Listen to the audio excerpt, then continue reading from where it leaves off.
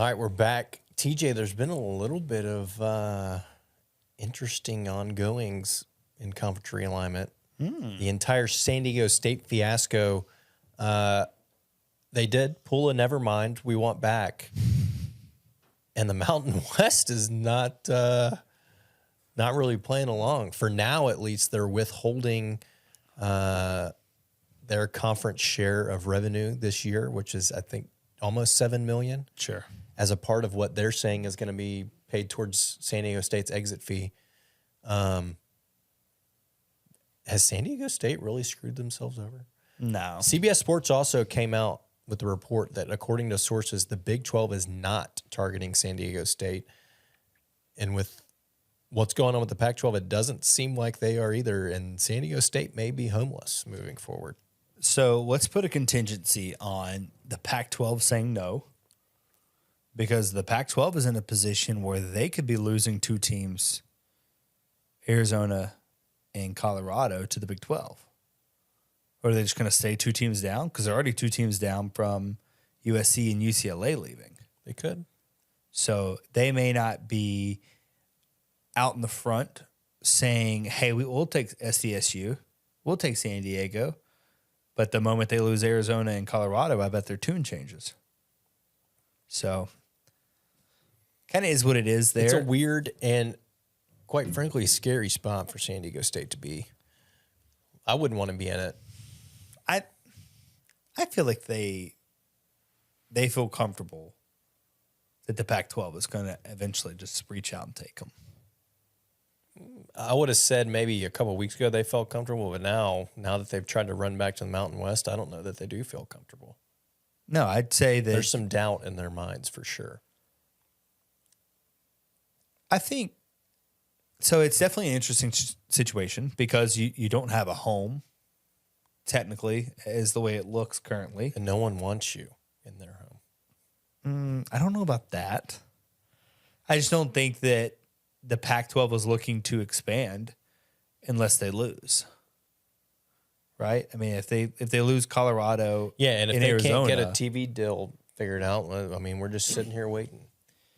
Yeah, they need to get that dude, Klyavkov or whatever, George Klyavkov. Am I saying that right? Klyavkov. Don't ask me. He's been atrocious. I think that everyone in the Pac is just like, this dude's the worst. I think they regret hiring that guy.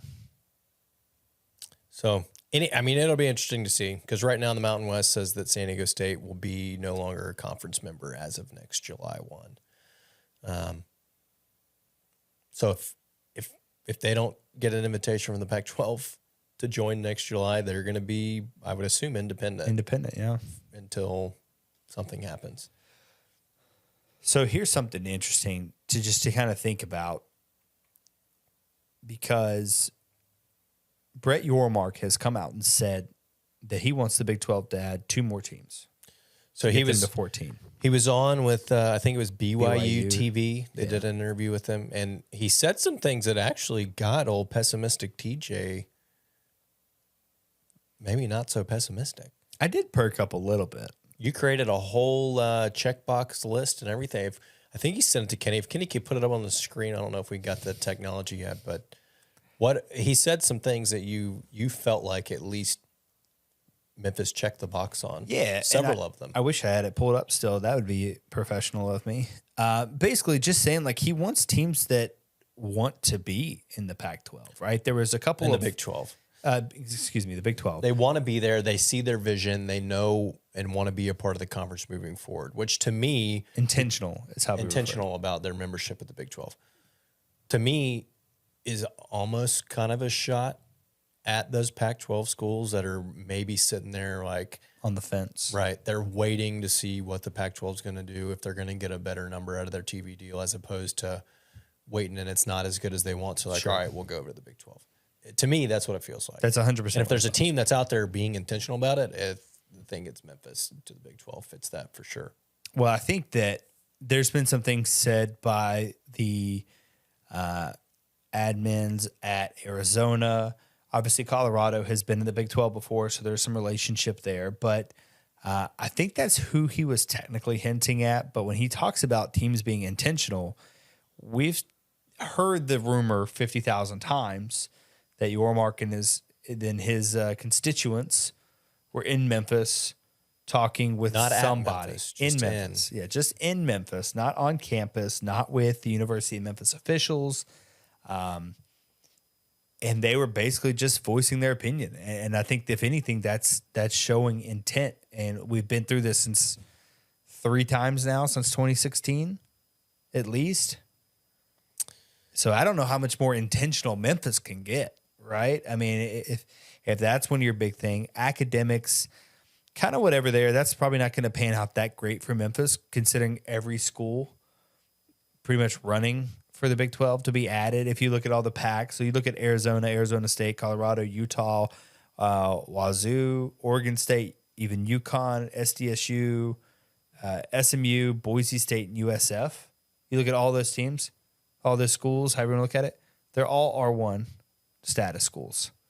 So Memphis being added to this R1 status doesn't really help. Yeah, and I mean, here. I know people always throw academics in there, and I don't know that it's really that big of a player. I'm only going on it because Yormark mentioned it verbatim. Yeah.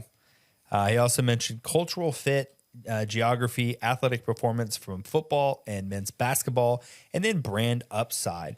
So I don't really know. He also mentioned leadership. I just don't know how you measure leadership necessarily.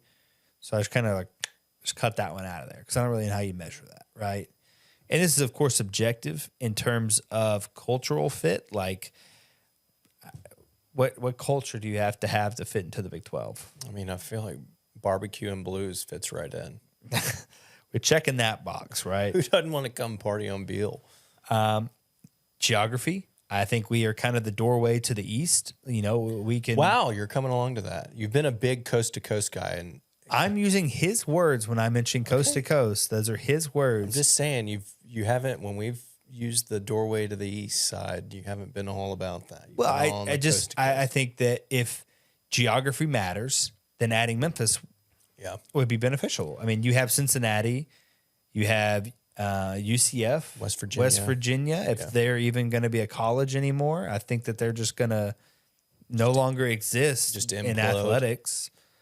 Too soon, I shouldn't say that word. If UConn happens, it's not going to happen more than likely. But I mean, that's your doorway to the East. I mean, it just makes sense. You can quad those teams up, and it makes sense. I will say, geography-wise, one thing that he mentioned that is not a box that we're checking.